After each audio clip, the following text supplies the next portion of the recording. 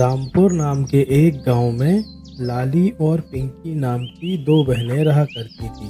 एक दिन दोनों बहनें अपनी मौसी से मिलने के लिए उनके घर पर जाती हैं और उनकी मौसी के घर में पली हुई एक बकरी पिंकी को बहुत पसंद आती है और वह उस बकरी को कुछ दिनों के लिए अपने साथ अपने घर पर ले आती है।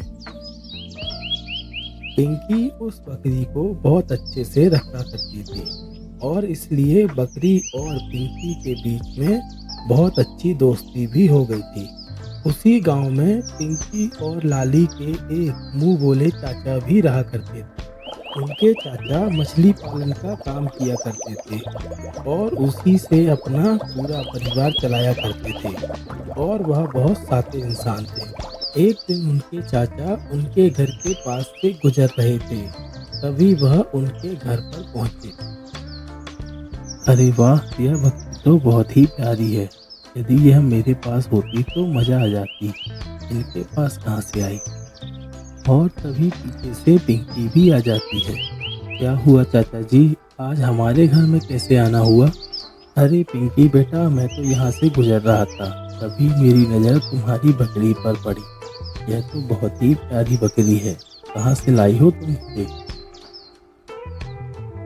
यह बकरी तो हमारी मौसी की है। हम उनसे कुछ दिन के लिए लेकर आए हैं और कुछ दिन बाद उनको वापस कर देंगे। अरे पिंकी बेटा, यह बकरी तो मुझे भी बहुत अच्छी लग रही है और ऐसे देखने बस से मेरा मन नहीं भरेगा। तो क्या मैं भी इसे कुछ दिन के लिए अपने पास रख सकता हूँ? अरे नहीं नहीं चाचा जी, यह बकरी हमारी थोड़ी ना है। यह तो हमारी मौसी की है, इसलिए हम इसे आपको नहीं दे सकते। हमें क्षमा करें। अच्छा तो लाली बेटा ठीक है, हम इस बकरी को खिलाने के लिए यहीं पे आ जाया करेंगे और यहीं पे इसको खिलाया पिलाया करेंगे। यह तो ठीक है ना? ऐसे ही दिन बीतते रहे और विजय रोज ही लाली और पिंकी के घर जाता और सीधा शाम को ही वापस आता था।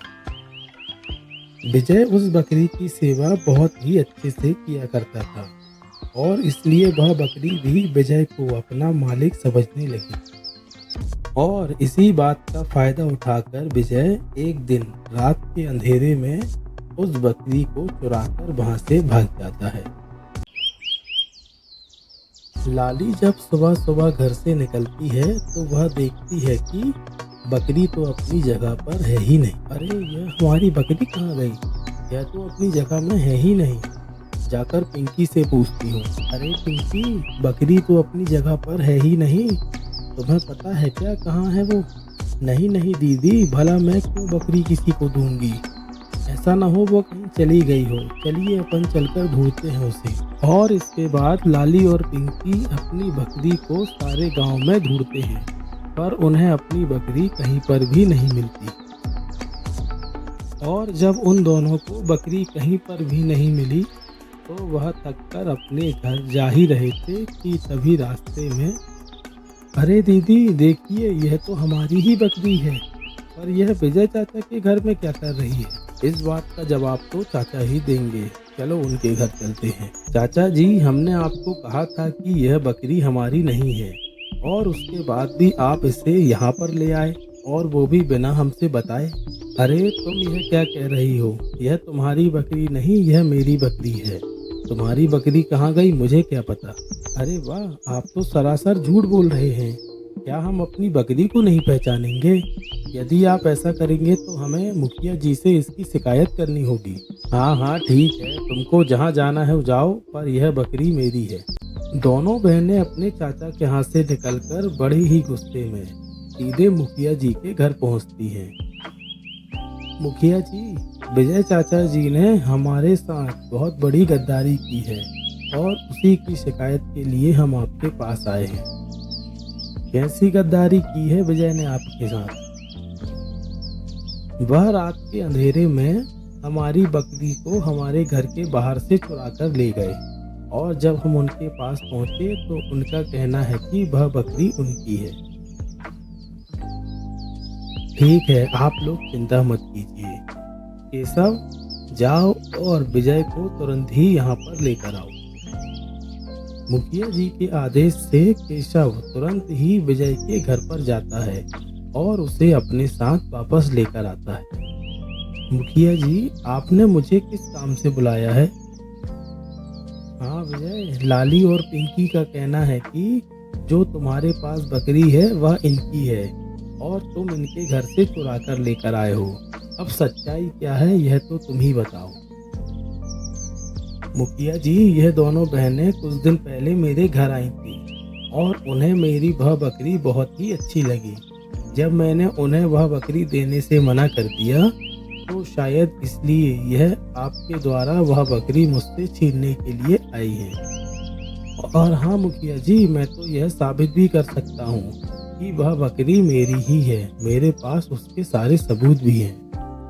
तो ठीक है विजय, फिर इस बात का फैसला हम कल करेंगे सारे गांव वालों के सामने कि यह बकरी तुम्हारी है या फिर लाली और पिंकी की। मुखिया जी के घर के बाहर ही पंचायत बिठा ली गई, जिसमें गांव के लोग और सरपंच जी भी शामिल थे। विजय, आज यहाँ पर सारे गांव वाले और सरपंच जी भी शामिल हैं और तुम कह रहे थे कि तुम्हारे पास सबूत है कि यह बकरी तुम्हारी है, तो फिर इसे साबित करो। जी जी मुखिया जी, जैसा कि मैंने कहा था कि मेरे पास सबूत है कि यह बकरी मेरी है, तो आज मैं इसे साबित करता हूँ। यह बकरी अब बोलकर तो बता नहीं सकती कि उसका मालिक कौन है, पर हाँ, आप सब यह तो जानते ही हैं कि जानवर हमेशा अपने मालिक के पीछे पीछे ही चलता है। हाँ विजय, तुम्हारी इस बात से तो मैं सहमत हूँ कि पशु कोई भी हो, वह हमेशा अपने मालिक के पीछे पीछे ही जाता है। तो ठीक है मुखिया जी, हम तीनों ही यहाँ से एक एक करके निकलेंगे और बकरी जिसके पीछे पीछे चलेगी तो वह बकरी उसी की होगी। और मुझे विश्वास है कि यह बकरी मेरी है, इसलिए मैं पहला मौका लाली और पिंकी को देना चाहता हूँ। विजय के कहे अनुसार पहले पिंकी अपनी जगह से आगे बढ़ती है, पर बकरी उसके पीछे एक कदम भी नहीं चलती। इसके बाद लाली भी धीरे धीरे आगे बढ़ती है, पर बकरी इसके बाद भी अपनी जगह से बिल्कुल भी नहीं हिलती। और इसके बाद बारी विजय की आती है और जैसे ही विजय धीरे धीरे आगे बढ़ता है तो उसके पीछे पीछे बकरी भी चलने लगती है। पंचायत ने फैसला विजय के पक्ष में सुनाया, पर बड़ी बहन लाली को यह सब बिल्कुल भी माजरा कुछ समझ में नहीं आया। पर छोटी बहन पिंकी बहुत ही होशियार थी और वह यह सब माजरा समझ गई। दीदी, विजय चाचा ने बड़ी ही चालाकी से हम सबको बेवकूफ बनाया है और बकरी ने ऐसा क्यों किया यह सब माजरा मैं समझ चुकी हूँ। अरे पिंकी, तुम क्या समझी? मुझे भी तो समझाओ। मुझे तो यह सब कुछ समझ में ही नहीं आया। सीधी बात है दीदी, चाचा ने हमारी बकरी की सेवा इतने दिन तक की है तो बकरी उन्हें ही अपना मालिक समझती है और बस इसी बात का फायदा चाचा ने उठाया है। पर मेरे पास अपनी बकरी पाने का एक बहुत अच्छा उपाय है। अरे पिंकी, यह तालाब तो विजय चाचा का है, तुम मुझे यहाँ पर क्यों लाई हो? यहाँ पर क्या करना है हमें? हाँ हाँ दीदी, यही वह तालाब है जहाँ पर चाचा जी मछली पालन का काम किया करते हैं। अब आप देखो मैं क्या करती हूँ। पिंकी धीरे धीरे तालाब के किनारे पर जाती है और एक टहनी तोड़कर उसको धीरे धीरे पानी में थोड़ी देर तक हिलाती है और फिर इसके बाद वहाँ पर मछलियों के लिए दाना डालती है, जिससे सारी मछली वहाँ पर इकट्ठा हो जाती है। और इसके बाद लाली और पिंकी रोज तालाब के पास जाकर ऐसा ही करती हैं। और फिर एक दिन लाली और पिंकी दोनों ही विजय के समय के अनुसार तालाब के पास जाकर खड़ी हो जाती है और थोड़ी ही देर बाद वहाँ पर विजय भी आ जाता है। अरे तुम दोनों मेरे तालाब के पास क्या कर रही हो? और यह मछली पकड़ने का जाल क्यों है तुम्हारे हाथ में? चाचा, अगर हमारे हाथ में यह मछली पकड़ने का जाल है तो सीधी सी बात है कि हम यहाँ पर मछली पकड़ने आए हैं। अरे तुम जानती नहीं हो क्या कि यह तालाब मेरा है और इसकी सारी मछलियाँ भी मेरी हैं। चलो भागो यहाँ से, एक भी मछली नहीं मिलेगी। आप यदि हमें इस तालाब से मछली पकड़ने नहीं देंगे तो ठीक है, हम मुखिया जी को बुलाते हैं और वही अब इस बात का निर्णय करेंगे कि मछली किसकी है। पिंकी वहाँ से जल्दी जल्दी जाती है और अपने साथ मुखिया जी को वापस लेकर आती है। विजय, क्या हुआ? तुम क्यों इन बच्चियों को परेशान कर रहे हो? पिंकी का कहना है कि तुम उसे मछलियाँ पकड़ने नहीं दे रहे हो। बात क्या है, बताओ मुझे। मैं भला क्यों किसी को परेशान करूंगा मुखिया जी? बस यही है जो मेरे तालाब की मछलियों को अपनी मछली बता रही हैं। मुखिया जी, यह सारी मछलियां तो हमारी ही हैं और हम इसे साबित भी कर सकते हैं। मुखिया जी, मछलियां अब बोल तो सकती नहीं हैं कि उनका मालिक कौन है, तो इसका मेरे पास एक बहुत अच्छा सुझाव है कि मैं और विजय चाचा जी बारी बारी से नदी के पास जाएंगे और जिनको देखकर मछलियां पानी के बाहर आ जाएंगी वह मछली उनकी। हाँ हाँ पिंकी, मुझे तुम्हारा यह सुझाव ठीक लग रहा है और हम पहला प्रयास चाचा जी को करने देते हैं।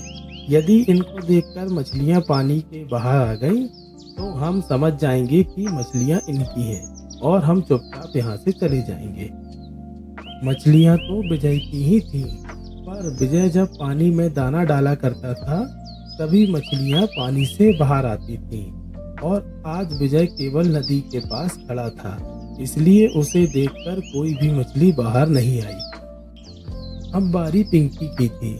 इससे पहले पिंकी जब भी मछलियों को दाना डालने आती थी तो वह अपने हाथ में एक पेड़ की डगाल रखती थी और उस दिन भी पिंकी ने यही किया, जिससे मछलियों को समझ में आया कि उन्हें अब दाना मिलने वाला है और फिर पिंकी को देखकर सभी मछलियां पानी के बाहर आ गईं। विजय, अब तो सब कुछ साफ हो चुका है कि यह मछली किसकी है। अभी भी तुम्हें कुछ कहना है क्या? यह सब कैसे हुआ यह तो मैं नहीं जानता मुखिया जी, पर हाँ, यह मछलियाँ मेरी हैं और इनमें मेरा बहुत पैसा भी लगा हुआ है। यदि यह मछली मुझे नहीं मिलेंगी तो मैं तो बर्बाद हो जाऊंगा, मैं रोड में आ जाऊंगा मुखिया जी। पर उस दिन बकरी का फैसला भी तो हमने ऐसे ही किया था ना, तो इस हिसाब से यह सारी मछली लाली और पिंकी की है। इनमें तुम्हारा अब कोई हक नहीं। नहीं नहीं मालिक, ऐसा मत कीजिए, इन मछलियों के बिना तो मैं रोड पर आ जाऊंगा। और हाँ, मैं मानता हूँ कि मैंने गलती की, वह बकरी सच में लाली और पिंकी की ही है। मैंने तो बस थोड़ी सी होशियारी दिखाई और बकरी को हड़प लिया और मैं अपनी गलती भी मानता हूँ। अच्छा, तो इसका मतलब तो यह हुआ विजय कि तुमने सारी पंचायत को झूठा साबित कर दिया, पर इसकी सजा तो तुम्हें जरूर मिलेगी। अब तुम्हारी सजा यह है कि लाली और पिंकी को अगले 6 महीने तक जितनी भी मछलियाँ चाहिए खाने पीने के लिए वह तुम्हें देनी होगी और उन मछलियों का वह तुम्हें कोई दाम भी नहीं देंगी। तुम्हें यह मंजूर है? हाँ हाँ मालिक, मुझे आपका यह फैसला मंजूर है। और फिर पिंकी की थोड़ी सी होशियारी की वजह से उनको अपनी बकरी मिल जाती है और सारे गांव वालों के सामने विजय की बहुत थूथू होती है कि वह ऐसा भी कर सकता है।